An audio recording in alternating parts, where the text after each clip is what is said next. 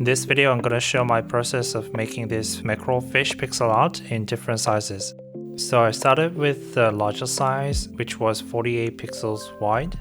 I made a base shape and adjusted a little bit, adding fins and key features of the fish, mainly around the face. Once I have the general shape, I added the colors. So this fish has a nice blue gradient on the back. I firstly laid down this standard dithering pattern, but I didn't quite like it because it looked quite mechanical. So I switched to using this randomized pixel offset between the different shades of blue.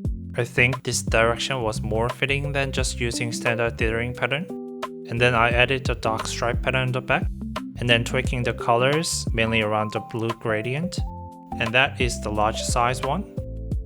And then to make the smaller ones, all I had to do was to scale down the bigger one down to firstly 32 pixels and then adjust the colors a little bit. It was quite a simple process because I already had the colors and the shape overall. I just needed to tweak a little bit.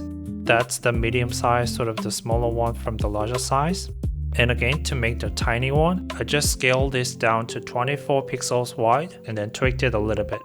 So that is the final result in 3 different sizes. Obviously, as it gets smaller, you lose quite a bit of details, but it gets much simpler to make and adjust because there's much less details that you need to think about. So that was my process. Thanks for watching and I'll see you in the next one.